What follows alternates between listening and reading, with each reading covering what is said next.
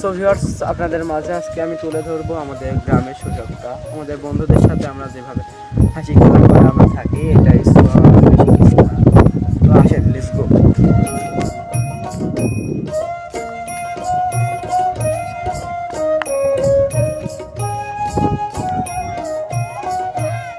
আসেন লিসা, ক্যামেরাটা ওকে দাও। গো, আসো আসো আসো আসো। এখানে কি হচ্ছে?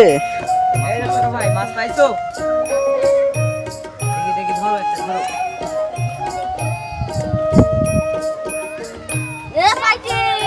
এটা কি মাছ? কি মাছ?